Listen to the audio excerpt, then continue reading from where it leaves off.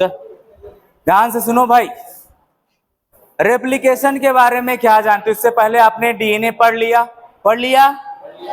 RNA पढ़ लिया, types वगैरह 11th में पढ़ चुके हैं, मालूम है ना? एमआरएनए, टीआरएनए, आरआरएनए पढ़ चुके हैं ना? ठीक है, अब हम देखेंगे रेप्लिकेशन। इससे पहले आप रेप्लिकेशन पढ़ चुके हो। रेप्लिकेशन का मतलब क्या होता है मालूम है? हाँ, ओरिजिनल मार्कशीट है उसकी फोटोकॉपी। लेकिन यहां पर फोटोकॉपी में कुछ अंतर होता है भाई, है ना?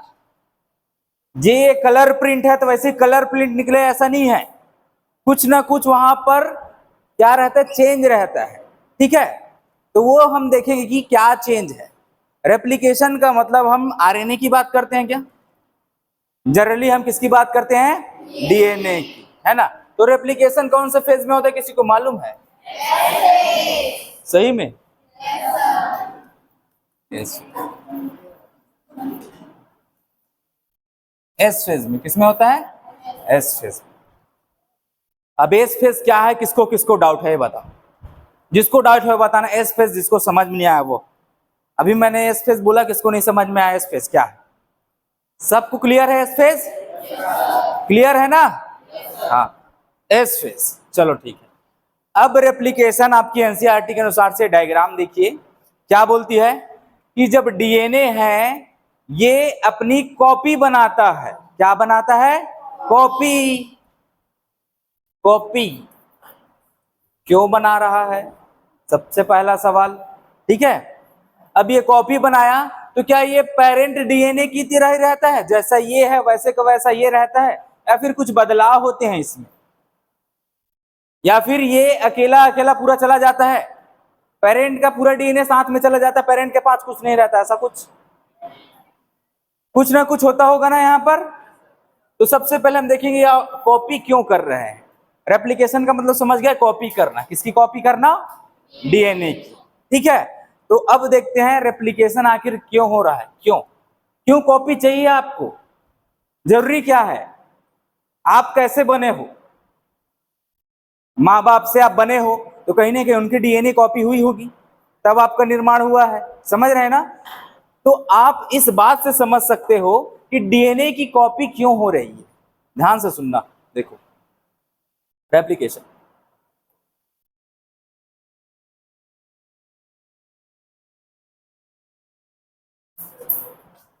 यहां पर एक सेल दिखाई दे रहा है सबको, ये प्रोकैरियोटिक सेल है ना? कौन सा सेल है? यूकैरियोटिक सेल है। कैसे पता लगा लिए? क्योंकि इसमें बहुत सारा चीज भरा हुआ है, ऑर्गेनेल्स पड़े हैं ना। क्लियर, आप लोग कितना मालूम है। चलो, ये एक सेल है, इसमें क्या रहता है? एक डीएनए रहता है जो न्यूक्लियस में पाया जाता है। किसमें? न्यूक्लियस। इतना मालूम है आप लोग को? अब देखो, अब हम बोल रहे हैं रेप्लिकेशन पढ़ रहे हैं, क्यों पढ़ रहे हैं? ध्यान से सुनना। एक सेल है, इसको अपना अस्तित्व बना के रखना है। इसकी एक लिमिटेड लाइफ होती है, समझ रहे हैं ना? ये इसकी जिंदगी सीमित है, एक लिमिटेड टाइम तक ही जिंदा रहेगा।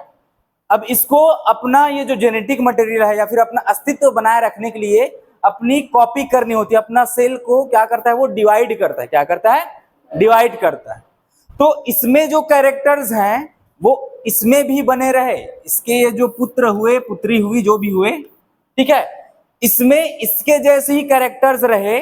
उसके लिए क्या किया जाता है कि जेनेटिक मटेरियल को भी कॉपी किया जाता है, ताकि यहां पर जो चीजें हैं वैसी चीजें यहां पर भी मिले। यहां पर जो प्रोटीन्स हैं वैसे प्रोटीन्स यहां पर भी मिले। अब ये कॉपी डिवाइड क्यों करता है, सबसे पहले तो आपको क्लियर होना चाहिए। ये अपना अस्तित्व बनाए रखने के लिए। जैसे मान लो इंसान है, इंसान की प्रजाति ऐसे रिप्रोड्यूस करना बंद कर दे, अपने बच्चे पैदा करना बंद कर दे, तो इसका अस्तित्व रहेगा? खत्म हो जाएगा ना इंसान की प्रजाति, है ना? तो ये हम रिप्रोड्यूस क्यों करते हैं? ताकि हम अपने जैसे इंसान इस धरती पर ऐसे अस्तित्व बना के रख सके, उस प्रजाति को जिंदा रख सके। समझ रहे हैं ना? तो इंसान क्या करता है भाई? सिंपल, ये रिप्रोड्यूस करता है। तो वैसे ही डीएनए जो रहता है, यहां पर जैसा डीएनए है वैसा ही डीएनए इसके बच्चों में भी होना चाहिए ताकि उसके जैसी लक्षण उसमें दिखाई दे। इसके लिए डीएनए में रेप्लिकेशन होता है। कभी चोट लग जाती है तो यहाँ पर डीएनए का रेप्लिकेशन होगा, सेल डिवाइड होगा, तो सेल वहां पर ऐसे भरने लगता है, चोट को भर लेता है। देखे हो ना, चोट भर जाता है ना, तो सेल डिवीजन के कारण, तो सेल डिवीजन होता है, तो उस टाइम पे तो आप पढ़े हो कि डीएनए का रेप्लिकेशन होता है, उसमें नहीं पढ़े हो? तो आखिर उस सेल को ही डिवाइड होने दो ना, डीएनए को क्यों डिवाइड कर रहे हो? क्यों डिवाइड कर रहे हैं डीएनए को? ताकि यहां पर जो सेल्स हैं, जितने सेल्स हैं उसके पास वैसा ही डीएनए है, तो जो नया सेल बने उसमें भी उसी टाइप के डीएनए बने, उसी टाइप का जो कैरेक्टर रहे। इस कारण से उसमें जेनेटिक मटेरियल क्या होता है? कॉपी होता है। क्या होता है? कॉपी। समझ में आया डीएनए का रेप्लिकेशन क्यों हो रहा है? क्यों हो रहा है? हाँ, ताकि ये जो पेरेंटल कैरेक्टर्स है, ये पेरेंट मान सकते, इसको क्या मान सकते हैं? पेरेंट। तो इसके जो बच्चे हैं इसको हम डॉटर्स बोलते हैं, डॉटर्स। ऐसे सन नहीं बोलते, अधिकतर ना टर्म्स में ऐसे पूछा, डॉटर सेल्स बोलते हैं। कभी सुनो सन सेल्स? नहीं होता ना, डॉटर सेल्स। ऐसे भेदभाव कर रहे हैं, ऐसा टाइप का मत सोचना, है ना? ठीक है, यहाँ पर इसके संतति है ना? संतति का मतलब होता है इसके ऐसे बच्चे हैं मान लो, तो एक सेल से कितने सेल बने? 2 सेल, सिंपल। तो जेनेटिक मटेरियल जो इस पेरेंट में था वैसा ही जेनेटिक मटेरियल इसमें किसमें आ जाएगा? उसके बच्चों में। तो ये जेनेटिक मटेरियल की जो कॉपी हो किसके कारण हुई बता सकते हैं? डीएनए के कारण, क्योंकि डीएनए ही जेनेटिक मटेरियल है और यही कॉपी करके अपने बच्चों में जा रहा है। ठीक है, तो ये कैरेक्टर्स के ट्रांसफर के लिए इसकी कॉपी होती है डीएनए की। तो डीएनए का रेप्लिकेशन किस लिए हो रहा है? कैरेक्टर के ट्रांसफर के लिए। जो कैरेक्टर्स यहाँ है वही कैरेक्टर्स यहां भी मिले। क्लियर ना? किसी कोई समस्या इसको समझने में? एकदम क्लियर। तो देखिए, replication is a duplication process of DNA. यहां पर डीएनए से डीएनए बनता है, डीएनए से आरएनए नहीं बनता। डीएनए से आरएनए का बनना क्या कहलाता है? ट्रांसक्रिप्शन। लेकिन रेप्लिकेशन बोले तो आप क्या बोलोगे? डीएनए से डीएनए का बनना। क्लियर ना? चलो ठीक है। ये एस फेज में होता है सेल साइकिल के, है ना? जैसे सेल साइकिल चलता है उसमें कितने फेज रहते हैं? 4। कितने? 4। G0 को मिला दोगे तो 5, लेकिन उसको क्यों मिलाना, साइड करो। ठीक है, तो वहां पर 4 फेज है, उसमें से एक फेज है एस फेज, जहां पर डीएनए का रेप्लिकेशन होता है। यहीं पर हिस्टोन नामक प्रोटीन भी बनता है। किस किस को मालूम है हिस्टोन प्रोटीन बनता है? आप लोग नहीं आए थे? हाँ चलो, है ना? यहां पर हिस्टोन प्रोटीन भी बनता है। चलो ठीक है, तो हम अभी डीएनए में रहते हैं ना। देखो, the unique process of making an identical copy. Identical copy का मतलब क्या? आइडेंटिकल का मतलब होता है सेम। क्या होता है? सेम। सेम का मतलब उसके जैसा, सेम टू सेम। मेरे पास एक मार्क शीट है, उसकी मैंने फोटोकॉपी करा दी और कलर करा दिया, तो एकदम सेम टू सेम दिखेगा वो। इसको बोल रहे हैं अपन सेम, आइडेंटिकल कॉपी। तो यहां पर आइडेंटिकल कॉपीज बनती हैं किसकी? डीएनए की। डबल स्ट्रैंडेड डीएनए है उसकी, ऐसे कॉपी कर रहे हैं। तो using existing DNA as a template. अब यहां पर क्या बोल दिए कि यहां पर डीएनए की कॉपी कर रहे हैं, लेकिन किसकी सहायता से करें? जो डीएनए पहले से मौजूद है उसकी सहायता से। अब यहां पर ही डीएनए नहीं रहेगा तो अचानक से इसमें कैसे पैदा हो जाएगा? ऐसे हो जाएगा क्या? अचानक से नहीं होगा। तो पहले जो चीज मौजूद है उससे हम ऐसे बनाते हैं, इसकी कॉपी बनाते हैं। अब आपके पास मार्कशीट नहीं है तो आपको ऐसे बोलूंगा आप मार्कशीट की फोटो कॉपी ला के दे। कैसे लाओगे? बिना मार्कशीट के ला दोगे? ला दोगे? नहीं ला पाओगे। तो मार्कशीट चाहिए ना original.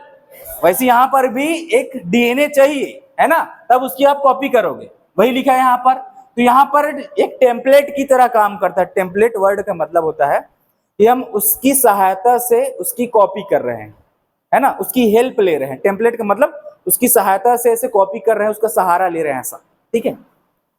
For the synthesis of new DNA strain is called DNA replication. तो ये जो आपके पास ये शब्द है, ये इसका डेफिनेशन हो जाता है। What is the definition of replication? ठीक है, तो ये डेफिनेशन में आ जाएगा आपके लिखने के लिए।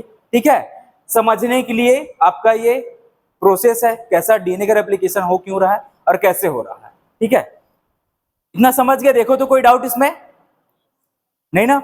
चलो फिर लिखो। चलो ऑर्गेनेल्स के नाम बता सकते हैं? इस सेल में कितने आपको ऑर्गेनेल्स दिखाई दे रहे हैं बताइए?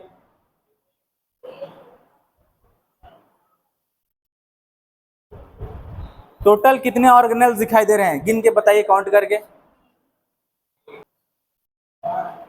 चलो देखो, ये क्या है मालूम है? माइटोकॉन्ड्रिया। ये क्या है मालूम है? लाइसोसोम। क्या है? लाइसोसोम। ये क्या है मालूम है? Endoplasmic reticulum. अब ये क्या है मालूम है? क्या? सेंट्रियोल। क्या है? सेंट्रियोल, जिसका एक स्पेशल फंक्शन है सेल डिवीजन के टाइम पे, मालूम है ना? ये क्रोमोसोम को खींचने में मदद करता है। दो पोल्स रहते हैं, दो दिशाओं में ऐसे रहता है, उत्तर दक्षिण मान लो, वैसे उसको खींचता है अपोजिट साइड में। ये क्या है? Golgi body, GB WhatsApp. चलो, और ये क्या है? न्यूक्लियस है। न्यूक्लियस है ना? ये छोटा सा दिखाई दे रहा है, क्या है इसके अंदर? न्यूक्लियोलस, जहां पर क्या बनता है? आरआरएनए, राइबोसोम्स बनते हैं, ऐसे निकलते हैं ना? नहीं पढ़े हैं क्या? याद करो, एनओआर रीजन है ना? चलो, ये हो गया। इसके अलावा और कुछ दिखाई दे रहा है? हाँ, ये छोटे छोटे जो दिखाई दे रहे हैं राइबोसोम, बहुत सारे ऐसे पड़े हुए हैं। ठीक है, यहाँ पर राइबोसोम भी मिलेगा। क्या मिलेगा? तो राइबोसोम 70S वाला मिलेगा कि 80S? 80S। 80S। वाह, बढ़िया है, आप लोग बहुत अच्छा जानते हो। चलो,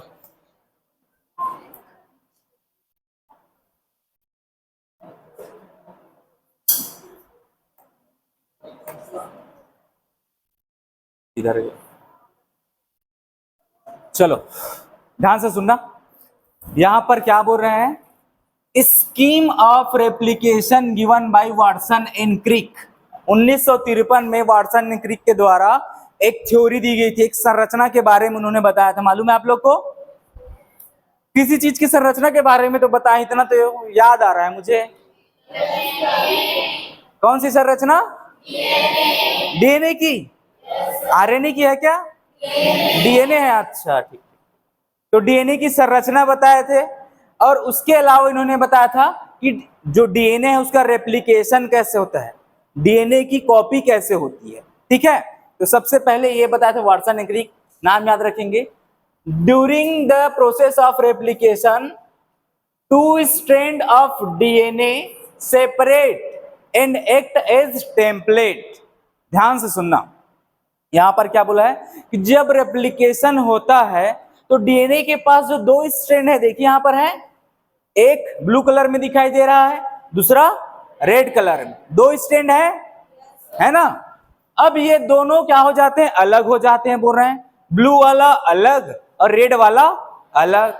अब इस एक डीएनए के सहारे यहां पर ऐसे न्यूक्लियोटाइड आके जुड़ेंगे, इसके अपोजिट वाले। जैसे कि यहां पर मैं बोल दूं, यहां पर एडेनिन है तो इसके अपोजिट में क्या रहेगा? थायमिन। यहां पर गुआनिन है तो इसके अपोजिट में क्या रहेगा?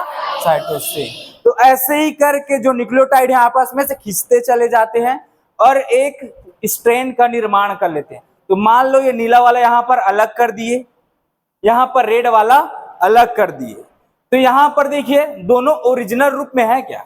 इसके जैसा है दोनों? दिख रहा है आपको ओरिजिनल?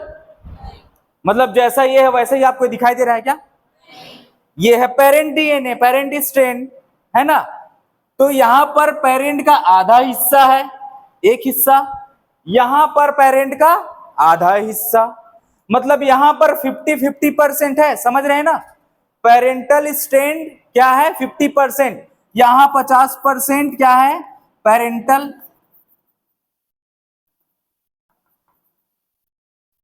एंड 50% क्या?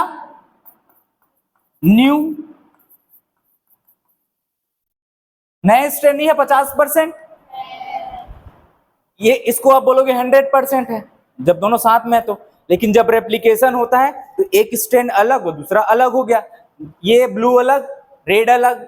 अब जो नया स्ट्रैंड बना वो कैसे बना, ये ऐसा कॉम्प्लीमेंट्री बेस वाला, जैसे एडेनिन को थायमिन खींचता है ऐसे पास में आकर, तो ऐसे इसका स्ट्रैंड बन गया, है ना। तो यहाँ पर तो पेरेंट का एक ही डीएनए है, तो इसको 50% लिखोगे कि 100%? 50%। अगर इसको वैसे दो भाग में बांट रहे हैं ब्लू और रेड करके, उसको आप क्या लिखोगे, 50% यहाँ 50% यहाँ, नया डीएनए 50% यहाँ, नया डीएनए 50% वहां, तो 50-50% है। ध्यान से सुनना। तो कभी भी ऐसा जब होता है इसको बोला जाता है सेमी कंजर्वेटिव। क्या बोला जाता है? Semi conservative. सेमी का मतलब नार वाला सेमी, खाए वाला सेमी। सेमी का मतलब आधा, आधा। तो यहां पर क्या है, जो पेरेंट डीएनए है उसका आधा हिस्सा है। क्या है? आधा हिस्सा। यहां पर ये पेरेंट है तो इसके दो बच्चे हो गए यहां पर, तो दोनों के पास इसका आधा आधा हिस्सा आया है ऐसे, ठीक है। तो यहां पर आधा, इस कारण से इसको बोलते हैं सेमी कंजर्वेटिव। आधा हिस्सा कंजर्व है पेरेंट का, पूरा कंजर्व है क्या, देखो तो आधा है इसके पास, इसलिए सेमी कंजर्वेटिव। क्या बोल रहे हैं इसको?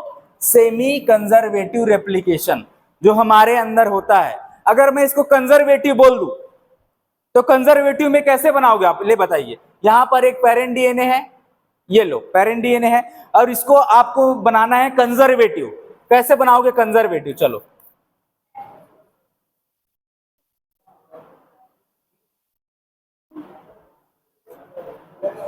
ऐसे में क्लियर होगा ना आप लोग को, समझ में आ रहा है या नहीं, ऐसे पता चलेगा। बताओ सेमी में क्या हो रहा था, सबसे पहले देख लो। कंजर्वेटिव का मतलब होता है कि पूरा का पूरा कंजर्व हो जाना, मतलब उसी के जैसा ही ट्रांसफर होना। तो यहां पर अगर ग्रीन स्ट्रैंड है उसके साथ ब्लू भी रहेगा इसके ही जैसा। यहां पर एक ग्रीन, ये ब्लू, ऐसा समझ रहे हो। सेम जैसा पेरेंट है वैसे ही अगर उसके बच्चे में आ गया तो इसको आप बोलोगे क्या, कंजर्वेटिव। लेकिन इसको आप कंजर्वेटिव नहीं बोलोगे क्योंकि इस पेरेंट डीएनए का आधा आधा हिस्सा आया है, पूरा आया है क्या। लेकिन यहां पर इसके दोनों स्ट्रैंड आए हैं इसके बच्चों में, है ना, इसको आप बोलते हो कंजर्वेटिव, ठीक है। और एक और होता है डिस्पर्सिव करके। डिस्पर्सिव में क्या होता है, ये जो पेरेंट है ना, ये पेरेंट, इसका जो डीएनए का सेगमेंट है वो टूट जाता है, मतलब ऐसे ब्लू अलग अलग ऐसे टूट गया, यहां पर ऐसे हरा है, ये ऐसे टूट गया, है ना। उसके ऐसे स्ट्रैंड मिक्स कैसे होंगे, यहां पर ब्लू या फिर यहां पर ऐसे, ये ऐसे, समझ रहे हो, नहीं समझ रहे हो, ऐसे फ्रेगमेंट्स में साथ में जाते हैं आधा आधा, ठीक है। इसको बोलते हैं डिस्पर्सिव। क्या बोलते हैं? Dispersive, dispersive. और इसको बोलते हैं क्या, कंजर्वेटिव, कंजर्वेटिव। तो क्लियर, आपके पास तीन प्रकार के डीएनए रेप्लिकेशन देख लिए, एक है कंजर्वेटिव, एक है डिस्पर्सिव और एक है सेमी कंजर्वेटिव। हमारे अंदर यूकैरियोट्स में कैसे मिलता है, सेमी कंजर्वेटिव, है ना। ये है सेमी कंजर्वेटिव टाइप का रेप्लिकेशन। इसमें क्या है कि each DNA containing one single parental strand and one new strand. यहां पर दिखाई दे रहा है आपको, एक नया है ये पीला वाला और एक पुराना है ऐसा ब्लू वाला। यहां पर भी वैसा है, एक क्या है पुराना वाला रेड और नया वाला पीला। इस टाइप के रेप्लिकेशन को बोला जाता है सेमी कंजर्वेटिव रेप्लिकेशन, ठीक है। जो जीवों में पाया जाता है अधिकतर वो है, ठीक है। चलिए, अगर कोई पॉइंट समझ में नहीं आएगा तो फिर बताइएगा, है ना, बिना समझे जाना भी मूर्खता है। चलो यहां से बताओ आपको क्लियर हर चीज समझ में आए कि नहीं, है ना। डीएनए के रेप्लिकेशन प्रोसेस में हम आरएनए का रेप्लिकेशन पढ़ते हैं ना। किसका रेप्लिकेशन पढ़ते हो? डीएनए का। और रेप्लिकेशन का मतलब क्या, उसका डुप्लीकेट बनाना। क्या बनाना? डुप्लीकेट बनाना, है ना। और ये G1 फेज में होता है ना। कौन से फेज में? एस फेज में। क्लियर हुआ आप, एस फेज में होता है। चलो ठीक है। ये एक ऐसा प्रोसेस है जिसमें अलग अलग टाइप की कॉपीज बनती है, सेम टाइप की कॉपीज नहीं बनती है ना। सेम टाइप की कॉपीज बनती है ना। यहां पर लिखा है ना आइडेंटिकल, आइडेंटिकल का मतलब क्या? Same type. जब आप क्रॉस करते हो ना, क्रॉस का मतलब कुछ उल्टा बोलते हो, तो आपका दिमाग ऐसे क्लिक करता है उस चीज को, क्या ये ऐसा पढ़े हैं ऐसा करेंगे, तो वो चीजें दिमाग में बैठ जाती है। समझ रहे हो? कभी भी ऐसा करके देखना। कोई, जैसे मैं बता दूं, यहाँ पर किसी को उठा के मैं चिल्ला दूंगा ना, और इस टॉपिक से रिलेटेड वो सवाल उसको नहीं मालूम है, लेकिन वो इस सवाल को जिसको मैं पूछूंगा चिल्ला के, वो उसको जिंदगी भर नहीं भूलेगा मेरे को इस बात पे चिल्लाए थे करके, क्योंकि दिमाग में बार बार गूंजता है वो चीज। ये सवाल था और मेरे को इस बात में चिल्लाए थे। समझ रहे हो? तो चिल्ला के पढ़ना चाहिए। चलो, डीएनए का रेप्लिकेशन का जो कॉन्सेप्ट है वो वाटसन एंड क्रिक के द्वारा दिया गया है। और वाटसन और क्रिक को आप और किस खोज के लिए जानते हो? किसकी डिस्कवरी की थी? सेल की डिस्कवरी, स्ट्रक्चर ऑफ डीएनए, है ना। अब इन्होंने कौन से डीएनए की डिस्कवरी की थी मालूम है आप लोग को? B DNA. कौन सा स्ट्रक्चर दिया था मालूम है? Double helical structure 2D model. चलो ठीक है। जब डीएनए का रेप्लिकेशन होता है तो जो दोनों स्ट्रैंड होते हैं वो साथ साथ जाते हैं, मतलब साथ साथ जाते हैं। ऐसा ऐसा है? अलग होते हैं क्या कि साथ साथ जाते हैं? अलग होते हैं। श्योर हो? हाँ। डीएनए का जब रेप्लिकेशन होता है तो दोनों स्ट्रैंड सबसे पहले अलग होते हैं, और फिर जो अलग स्ट्रैंड है उसमें ऐसे न्यूक्लियोटाइड आके ऐसे जुड़ते जाते हैं। ठीक है, तो एक अलग डीएनए बन गया, इधर से एक अलग डीएनए बन गया। समझ गए ना? दो new daughter strands are formed. इसका मतलब क्या?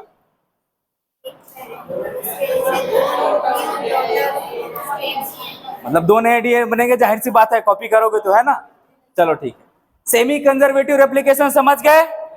हाँ। सेमी कंजर्वेटिव में 50% क्या रहता है और 50% न्यू डीएनए।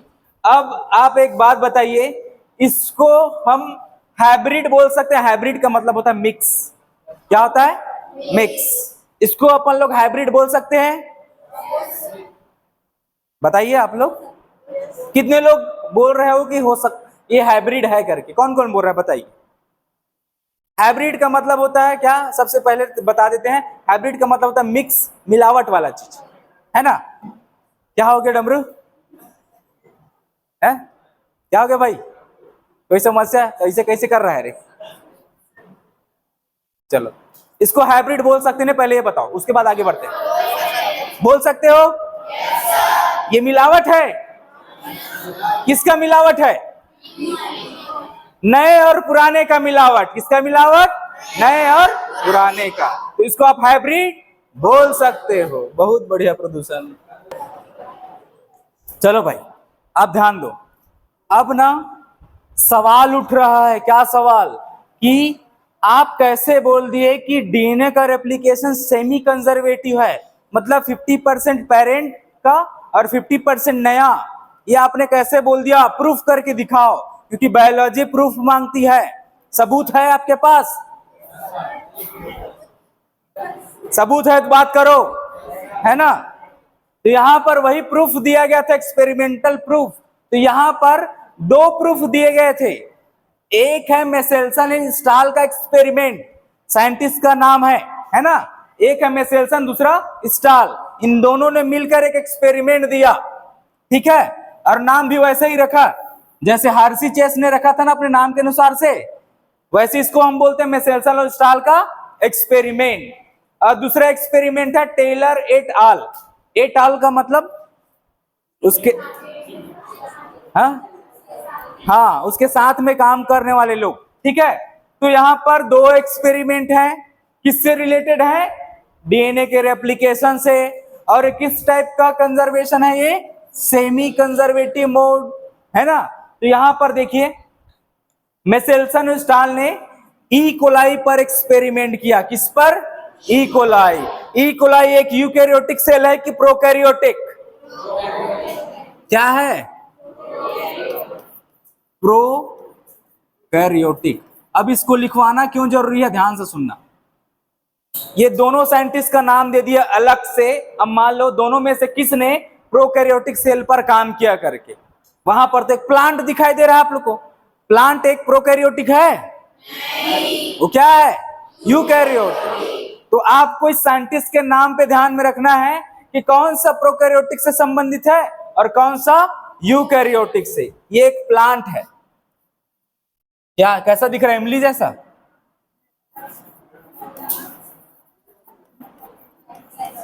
राहेर देखे हो रे? राहेर ये वो नहीं है ना? चलो ठीक। तो ये यहां पर आप ध्यान में रखेंगे, मेसेल्सन एंड स्टाल का एक्सपेरिमेंट ई कोलाई से संबंधित है। ई कोलाई एक प्रोकैरियोटिक सेल है, ठीक है। ये देखिए ई कोलाई, किसने कोलाई? ई कोलाई, ठीक है। अब इन्होंने क्या यूज किया था इस ई कोलाई पर? Heavy isotope of nitrogen N15। Normal nitrogen का जो मास है वो कितना रहता है? 14 ऐसा रहता है। इसका क्या नंबर कितना रहता है? 7। और उसका मास कितना रहता है? 14 नॉर्मल का। लेकिन यहां पर इसका मास कितना दिखाई दे रहा है? 15। तो ये उससे भारी हुआ कि हल्का हुआ? भारी। इसलिए लिखे यहां पर हैवी आइसोटोप। क्या लिखे हैं? Heavy isotope. क्लियर?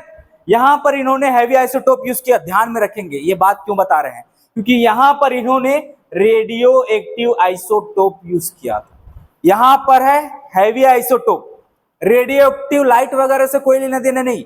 इससे पहले जब हमने हर्सी चेस पढ़ा है उसमें क्या था? ऐसा रेडियो एक्टिव पढ़े, याद है आप लोग को? है ना? लेकिन यहां पर क्या है? एक है हैवी आइसोटोप और दूसरा क्या है? रेडियो। तो कौन सा एक्सपेरिमेंट रेडियो एक्टिव से संबंधित है और कौन सा हैवी आइसोटोप से संबंधित है वो ध्यान में रखेंगे बस, ठीक है। तो ये आपका क्या है? ये प्लांट है। ये देखिए, ये क्या है? विचिया फाबा। ये बीन्स, ऐसा इसको अपना फैबेसी कुल का प्लांट बोलते हो, है ना? जैसे मटर वगैरह रहते हैं ना, उस फैमिली से है ये, ठीक है। तो इस प्लांट पर इन साइंटिस्ट ने क्या किया था? एक्सपेरिमेंट किया था। तो आपके एनसीईआरटी में इसके बारे में तो ज्यादा नहीं है, लेकिन इसके बारे में पूरा डिटेल है ना? तो हम ये पूरा देखेंगे। और इसके बारे में आपको जानने के लिए क्या एक्स्ट्रा है, ये कि इन्होंने क्या यूज किया था। यहां पर तो इन्होंने नाइट्रोजन यूज किया था, हैवी नाइट्रोजन। यहां पर इन्होंने रेडियो एक्टिव क्या यूज किया है? थायमिडीन।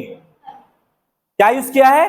थायमिडीन। यहां पर नाइट्रोजन और यहां पर थायमिड। बस आपको ये बातें ध्यान में रखना है। एक ये सेल मत भूलिएगा, कौन सा सेल है उस पर एक्सपेरिमेंट किए, किस साइंटिस्ट ने किया। सन याद रखने की जरूरत नहीं है ना? वो ऐसे आपके नॉलेज के लिए एक्स्ट्रा आप लिख के रखे रहो ऐसा, ठीक है। और कौन सा इन्होंने ऐसा यूज किया था आइसोटोप? ये नाइट्रोजन यूज किया और इन्होंने क्या यूज किया? थायमिडीन। बस, ठीक है, समझ गए? ये दोनों को लिख लीजिए। केवांच सुने हो? केवांच ये वो भी नहीं है ना? चलिए चलो, अब मेरे को यहां से सवाल बना के दिखाओ। चलो, मैंने तो बना के दिखा दिया, आप लोग बना के दिखाओ। चलो ए डमरू, चल तो बोल, चल बोल। उधर बात कर रहे हैं ना, चल बोल, चल भाई। जिससे सवाल बन रहा है वो खड़े होकर पूछे, बाकी लोग को पता चले कि कैसा सवाल बन रहा है। हो सकता है मुझे सवाल बनाना नहीं आ रहा हो, है ना? चलो आप लोग बनाओ।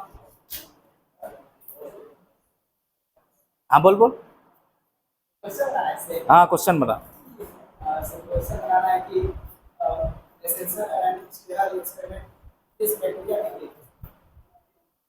हाँ बैक्टीरिया, ठीक है, किस बैक्टीरिया पर, है ना? तो ऐसे नाम दे देंगे, राइजोबियम, ई कोलाई, ऐसे बहुत सारे, तब काम आ जाएगा ये क्वेश्चन, ठीक है। चलो ठीक है। हा? नहीं, और बना सकते हो, आप बैठ सकते हो अगर बैठने हैं तो। और इधर से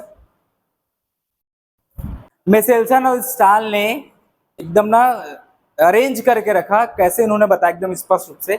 इन्होंने ऐसे ना दो बीकर लिए, बीकर नहीं बोल सकते इसको, क्या बोलते हैं? Petri dish. क्या बोलते हैं? Petri dish. कांच का जो रहता है ना, आप ऊपर में देखियो, लास्ट टाइम पे स्टोमेटा वगैरह देख रहे थे, है ना? तो ये इसको बोल रहे हैं पेट्री डिश। क्या है? Petri dish. इसमें इन्होंने क्या लिया? सबसे पहले एक अमोनियम क्लोराइड का एक सॉल्यूशन लिया और इसको इस पेट्री डिश में डाला। और ये नाइट्रोजन इसमें जो है वो नॉर्मल नाइट्रोजन नहीं है, ये कैसा नाइट्रोजन है? कैसा नाइट्रोजन है? हैवी। अब इन्होंने क्या किया, इस बैक्टीरिया को, ये कौन सा बैक्टीरिया है भाई? इकोलाई है ना। इस बैक्टीरिया को इसमें ग्रो कराया, और तब तक ग्रो कराया जब तक कि इसके पूरे डीएनए में ये नाइट्रोजन ना आ जाए। डीएनए में नाइट्रोजनस बेस होता है, नहीं होता? उसको नाइट्रोजनस बेस इसलिए बोलते हैं क्योंकि उसमें नाइट्रोजन रहता है। तो जहां जितने भी हो, जितने भी डीएनए हैं, उसमें सब में क्या आ जाए? Heavy nitrogen. तो इसका 4, 5, 10 जितना भी जनरेशन कराना हो करा लिए। अब पूरा इस बैक्टीरिया में क्या भर गया? पूरे उसके हर डीएनए में नाइट्रोजन। कैसा वाला नाइट्रोजन? हैवी वाला। समझना अच्छे से, है ना।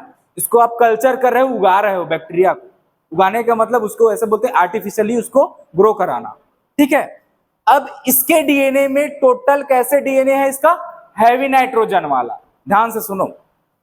अब जब इसको हम एक नॉर्मल नाइट्रोजन वाला कंटेंट देते हैं, है ना, एक पेट्री डिश जिसमें नॉर्मल नाइट्रोजन है, अमोनियम क्लोराइड है, अब क्या होगा? इसके पास डीएनए है, उसमें क्या है? हैवी नाइट्रोजन, है ना। जब इसको यहां पर डालते हैं हम इस वाले पेट्री डिश में, जहां पर क्या है? ये नॉर्मल को लाइट बोल सकते हैं हम, नॉर्मल नाइट्रोजन है। कैसा नाइट्रोजन है? नॉर्मल। अब यहां पर होगा क्या कि ये बैक्टीरिया हर 20 मिनट में, किसमें? हर 20 मिनट में रेप्लिकेट करता है, अपनी कॉपी बनाता है। तो क्या होगा? ये कॉपी बना रहा है मतलब अपने जेनेटिक मटेरियल की भी कॉपी बनाता है। ध्यान से सुनना क्या बोल रहे हैं। इसके पास हैवी वाला डीएनए है, इसके पास इसके पूरे डीएनए में ऐसा आ गया भाई, ले ये इसके पूरा डीएनए ऐसा, ये हैवी वाला नाइट्रोजन है, ठीक है। अब यहां पर जो नाइट्रोजन दे रहे हैं वो हल्का वाला है। कैसा वाला? ये ऐसा वाला नाइट्रोजन है। ध्यान से सुनना। जब इसको हम यहां पर लाते हैं तो क्या होता है कि ये यहाँ के नाइट्रोजन कंटेंट को ऐसे खाएगा फिर अपने शरीर में, है ना। तो जब ये कॉपी करेगा, डिवाइड करेगा, तो इसके यहाँ पर ऐसे 2 सेल जब बनेंगे तो हर 20 मिनट में ऐसे सेल बनते हैं। तो हमने एक सेल को उठाया, फिर से ऑब्जर्व किया कि इसका डीएनए में हमको ऐसा हैवी नाइट्रोजन मिलता है या नहीं, है ना। तो हमने क्या देखा, इसके जब 2 सेल्स बने, उसमें एक के पास ये ऐसा डीएनए, दूसरे के पास ये मतलब दूसरा कैसा, दूसरा स्ट्रैंड कैसा, ऐसा, एक स्ट्रैंड ऐसा तो दूसरा स्ट्रैंड ऐसा। अब ये इसको उन्होंने ऐसे प्रूफ कैसे किया? ध्यान से सुनना। ये देखिए यहां पर, ये इसको हमने कलर कर दिया पूरा हैवी नाइट्रोजन से। किससे? हैवी नाइट्रोजन से। ध्यान से सुनना। यहां पर है N15। क्या है? N15। जब ये 20 मिनट बाद अपनी कॉपी बनाता है तो ये जो डीएनए है वो क्या करेगा?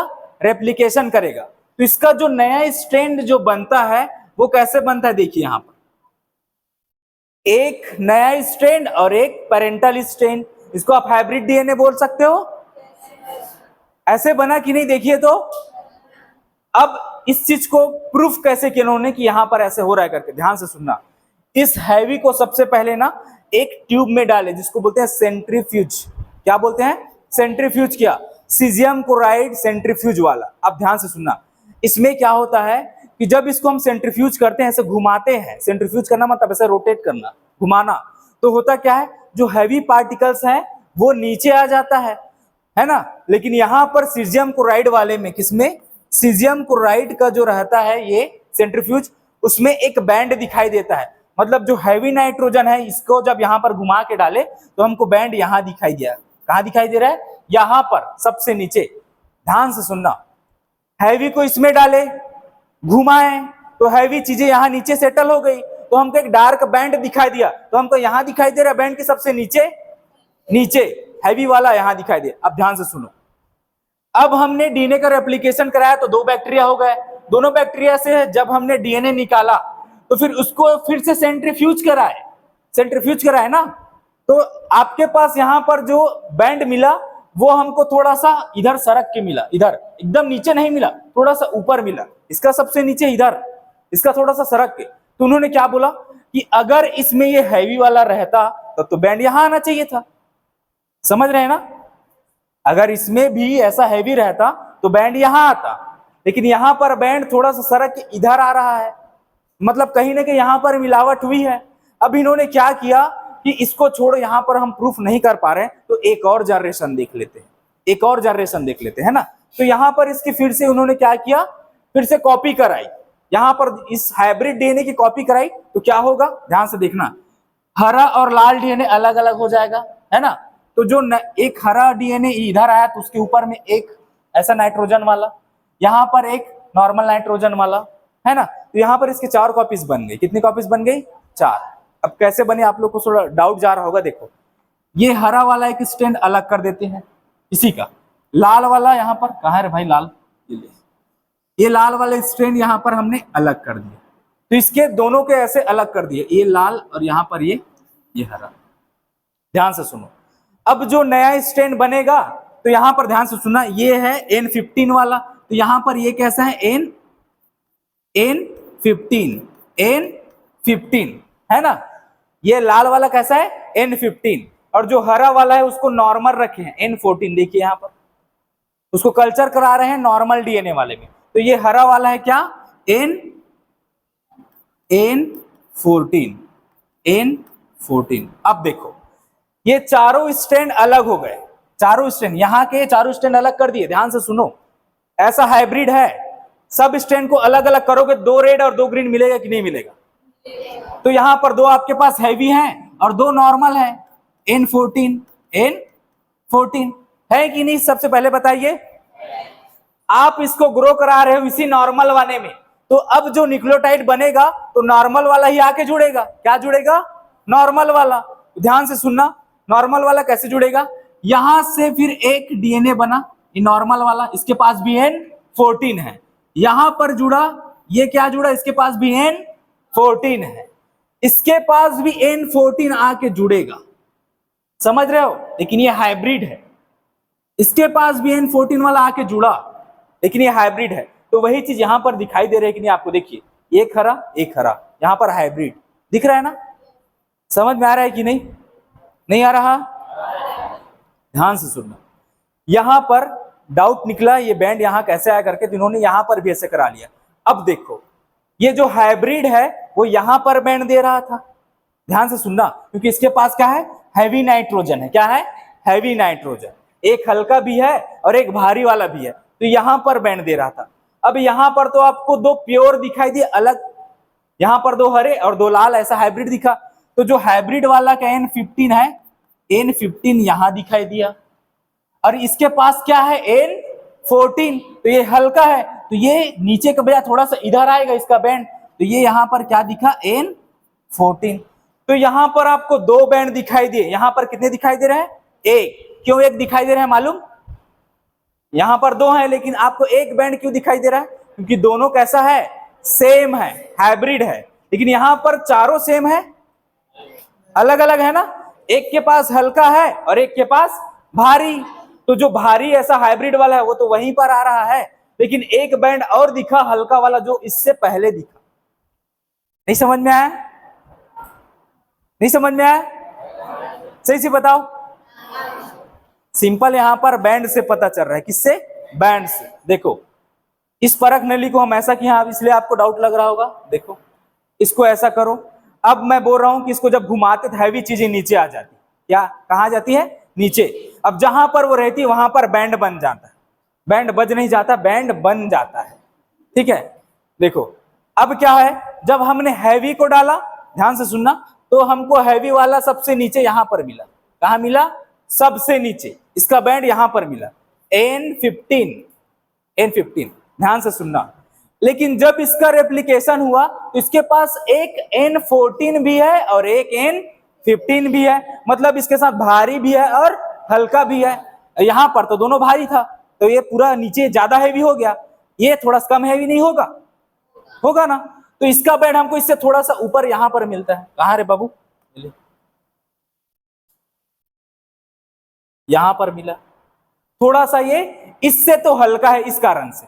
ध्यान से सुनना, अब यहां पर हमने क्या किया, इसका एक और जनरेशन कराए, तो यहां पर हमको ऐसे प्योर N14 दिखाई दिए और ऐसा आपको हाइब्रिड भी दिखाई दिया। तो यहां पर क्या होगा, जो हाइब्रिड है उस जगह पर ये क्या है N14 और N15 दोनों के कारण यहां पर दिखाई दिया। अब यहां पर क्या होगा देखो, ये हल्का वाला, यहां पर ये हल्का वाला क्यों दिखाई दिया, क्योंकि यहां पर N14 है प्योर, क्या है N14। नहीं समझ में आया, सही से बताओ। इन्होंने पहचाना कैसे सेमी कंजर्वेटिव नेचर, इस बैंड के अनुसार से, जो भारी है वो सबसे नीचे है, उससे जो हल्का है वो इससे ऊपर, और इससे और हल्का होता तो इसके ऊपर, अगर मान लो इससे भी और हल्का कुछ हो तो इसके ऊपर आ जाएगा, तो वहां पर एक बैंड बनेगा। इस कारण से ये दिखाई दे रहा है। हम समझ रहे हो, नहीं समझ रहे हो, एकदम क्लियर तो है। इसी से क्वेश्चन आता है, जैसे अभी अगर आपको समझ में नहीं आया ना तो इससे रिलेटेड क्वेश्चन नहीं बना पाओगे, यही से क्वेश्चन बनेगा, इतना कंफर्म मान लो। ये समझ में आ गया, आ गया। यहां पर साइंटिस्ट का नाम है स्टाल और क्या है मेसेल्सन। 1998 में एक्सपेरिमेंट दिया, ई कोलाई पर एक्सपेरिमेंट किया और सेमी कंजर्वेटिव नेचर जो है वो बताया, डीएनए का रेप्लिकेशन। देख रहे हो, E coli cells in medium containing an heavy nitrogen ammonium chloride, है ना, फॉर मेनी जनरेशंस, बहुत जनरेशन सकते, क्यों किए, ताकि उसके पूरे डीएनए में पूरा का पूरा हैवी नाइट्रोजन आ जाए, ठीक है, बहुत जनरेशन तक, इसलिए किए। उसके बाद क्या है कि N15 is the heavy isotope, ये तो आपको मालूम है, अभी पता चल गया, ठीक है, इतना क्लियर हो गया, हो गया, हो गया ना। ये सब आपके एनसीईआरटी में है तो इसको लिखो मत, आपके एनसीईआरटी में है, स्पष्ट है ना। अब ध्यान से सुनो, देखो इसको, चल भाई मैं यहां बता रहा हूं।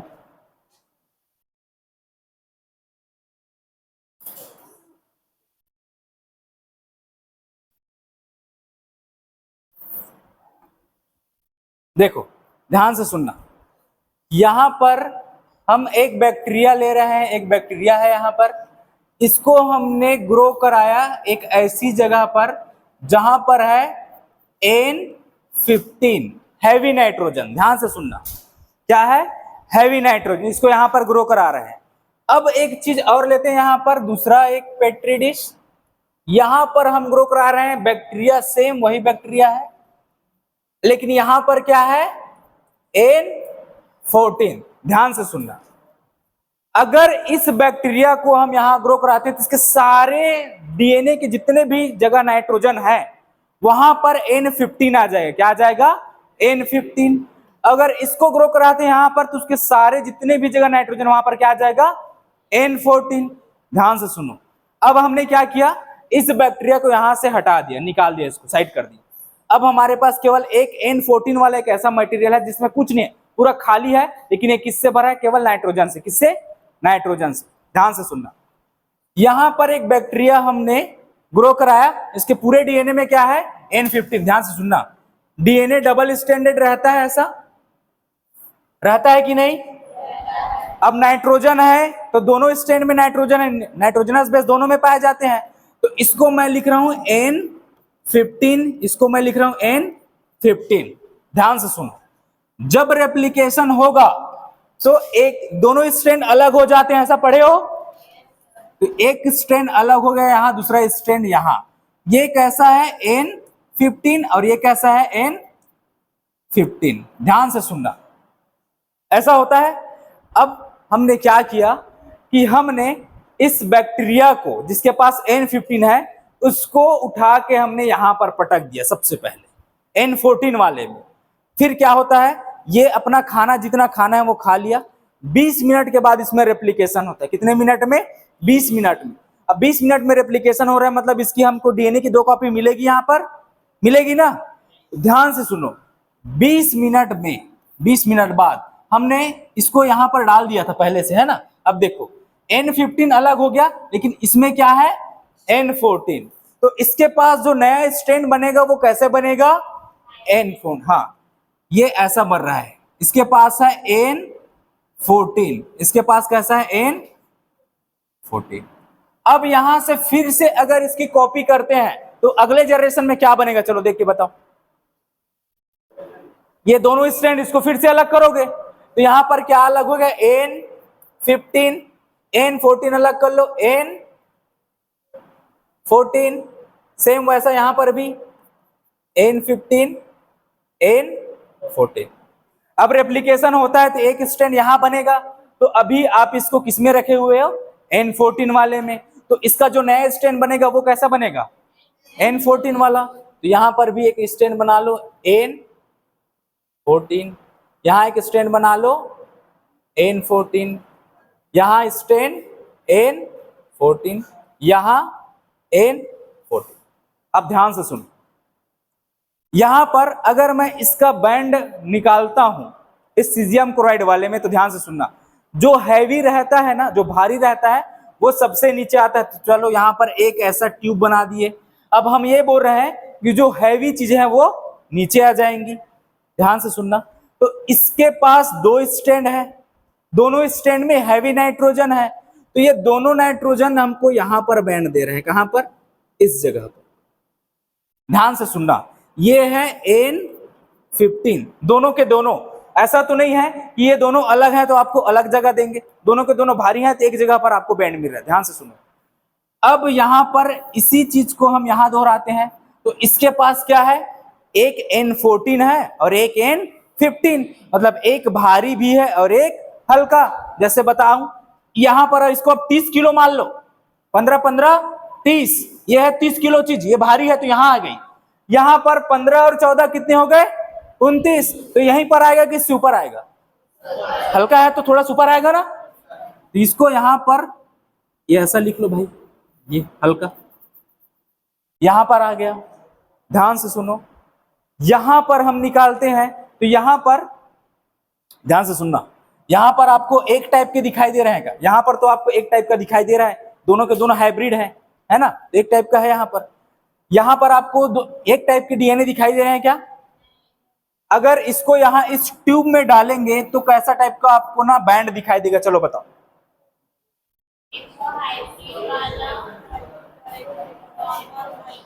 ये दोनों हाइब्रिड है ना, इसको अलग कर दो, ये दोनों हाइब्रिड है, नॉर्मल है, इसको अलग कर दो। तो हाइब्रिड है तो हाइब्रिड वाला यहां पर कहां दे रहा था, इस जगह पर, ऐसा बैंड यहां पर बना लो, ये लो यहां पर, ये क्या है, हाइब्रिड वाले का सेम ऐसा जैसे यहां पर है वैसा। अब इसके अलावा यहां पर एक हल्का वाला भी मिला है आपको, मतलब यहां पर 29 किलो का मिला और यहां पर 14 दूनी 28 किलो का, तो 29 से हल्का है ना ये, तो इसके ऊपर मिलेगा बैंड कि नीचे मिलेगा, तो यहां पर एक बैंड हमको यहां ऊपर मिला। तो देखो यहां पर आपको केवल एक बैंड दिखाई दिया, क्योंकि यहां पर क्या है, स्टैंड में एक ही है ना, इस कारण से आपको एक जगह दिखाई दे रहा है। देखो यहां पर दो डीएनए बने, लेकिन आपको बैंड केवल एक दिखाई दे रहा है, क्यों, क्योंकि दोनों कैसे हैं, सेम, एक जैसे है ना, ऐसा नहीं कि ये हल्का है ये भारी है, दोनों सेम है ना, तो ये बैंड आपको कहां दिखाई दिया, एक जगह। लेकिन यहां पर तो आपको दो प्रकार के मिल रहे हैं, एक भारी वाला भी और एक हल्का वाला भी, तो आपको यहां पर एक ही बैंड दिखाई देगा, दो दिखाई देंगे ना, एक हल्का वाले का और एक भारी वाले। तो वही चीज आपके एनसीईआरटी में लिखी हुई है, ये N15 का है, यहां पर N15 और N14 दोनों है उसका, ये वाला किसका है, N15 N14, लेकिन ये वाला किसका है, सबसे ऊपर इसके ऊपर में है वो N14। अभी भी नहीं समझ में आया, एकदम क्लियर है। देखो अभी कोई डाउट है तो फिर बताओ, अभी भी क्लियर कर देंगे, है ना, ऐसा नहीं कि मजबूरी में इसको चलो टाल देते, नहीं समझ में आया तो इसको और पढ़ लेंगे, क्योंकि इससे क्वेश्चन आता है। जैसे मैं आपको एक क्वेश्चन पूछ रहा हूं, ध्यान से सुनना, इसको मिटा रहा हूं, देखो ये सब आपके बुक में है। चलो यहां पर एक क्वेश्चन पूछ रहे हैं, ये क्वेश्चन है कि हमने एक बैक्टीरिया को ग्रो कराया, ठीक है, एक बैक्टीरिया है इकोलाई, इकोलाई को हमने ग्रो कराया, किसमें ग्रो कराया, हैवी नाइट्रोजन में, किसमें, हैवी नाइट्रोजन, N15 में पहले ग्रो करा लिया, फर्स्ट जनरेशन, एक जनरेशन तक, है ना, एक जनरेशन तक ग्रो कराया। उसके बाद सेकंड जनरेशन में हमने इसको ग्रो कराया किसमें, N14 में, किसमें, N14, इसमें कब कराया, सेकंड जनरेशन में। ध्यान से सुनना, क्वेश्चन बन रहा है या नहीं। अब इसको फिर से हमने क्या किया, सेकंड जनरेशन वाले को N15 में ग्रो कराया, N15 में ग्रो कराया। ये है थर्ड जनरेशन। कब? Third generation, third generation. ठीक है, तो आपको यहां पर कितने परसेंट क्या मिलते हैं बताना। एक है नॉर्मल डीएनए, नॉर्मल मतलब N14 कितना मिल रहा है, ठीक है, और N15 कितना मिल रहा है। ये नॉर्मल मतलब N14 वाला प्योर, और एक हाइब्रिड कितना मिल रहा है, हाइब्रिड मतलब जिसके पास क्या है N15 और N14, ठीक है, और एक मिलेगा क्या, हैवी। क्या लिखेंगे इसको, हैवी, N15। अब आप मेरे को इसका परसेंटेज बताओ कि कितना परसेंट इस सवाल से मतलब ये आपको प्राप्त होता है। अगर समझ गए होगे तो बना लोगे, नहीं समझोगे तो मेरे को फिर से समझाना है। थर्ड जनरेशन में आपको कितना परसेंट मिलता है, इस सब का क्या बताओगे, है ना। लास्ट में ये बताना है कि इस जनरेशन में आपको क्या मिला, ये इसमें से परसेंटेज। हाँ, लास्ट में आपको कैसा मिलेगा वो बताओ।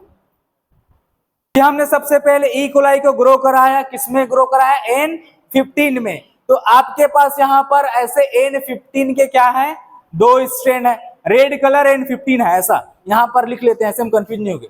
ये क्या है, N15, और ये ग्रीन वाला कैसा है, N14। अब ध्यान दो, यहां क्या है, सबसे पहले हमने इसको ग्रो करा लिया N15 में। अब मैं बोल रहा हूं इसको हम ग्रो कराते हैं N14 वाले में, किसमें, N14। तो ये रेप्लिकेशन करेगा ये 20 मिनट बाद। तो 20 मिनट बाद क्या होगा कि ये डीएनए के स्ट्रैंड अलग हो जाएंगे। ये हो गया डीएनए स्ट्रैंड अलग इधर। तो ये तो क्या है, N14 वाला, मतलब यहां पर जो डीएनए स्ट्रैंड बनेगा वो कैसा बनेगा, हरा कि लाल, हरा बना। अब इसके बाद यहां पर हम फिर से बोल रहे हैं 20 मिनट बाद क्या हो रहा है कि इसको हमने फिर से किसमें ग्रो करा लिया, N15। ध्यान से सुनना। अब आप क्या करोगे, इस चारों स्ट्रैंड को अलग कर दोगे, एक रेड एक हरा, ये ऐसा सेम करोगे कि नहीं करोगे, बिल्कुल करोगे। अब ये क्या है, N15। तो इसके डीएनए में जब नया स्ट्रैंड बनेगा तो कैसा वाला रहेगा, N15। तो यहां पर बना दो ना भाई N15, ये N15, ये N15, N15, और ये क्या है, N15। देखो, तो यहां पर आपको क्या पूछा गया है कि नॉर्मल कितने, जिसके पास नॉर्मल N14 हो, यहां पर दिख रहा है N14, नॉर्मल नहीं है ना, ये हाइब्रिड है, ये हाइब्रिड है, ये दोनों क्या है, हैवी। तो यहां पर हाइब्रिड कितना मिला आपको, 2 मिला, 4 में 2 है ना, तो यहां पर लिखो 2/4 मिला। अब यहां पर हैवी कितने मिले आपको, 2/4। नॉर्मल कितना मिला, 0/4। इसको परसेंटेज में निकालो तो कितना परसेंट होता है, 4 का आधा 2, और 4 को 100% मार रहे हैं तो 2 को कितना मारोगे, तो ये है 50%, और यहां पर ये क्या है, 50%। क्लियर। तो क्या मिला, 50-50%, हाइब्रिड 50%, हैवी 50%। इस सवाल के लिए आपको इसको समझना है।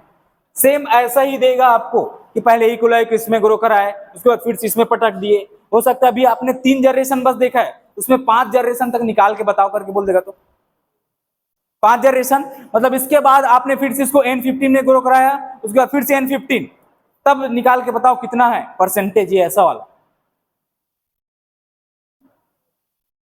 समझ रहे हैं ना।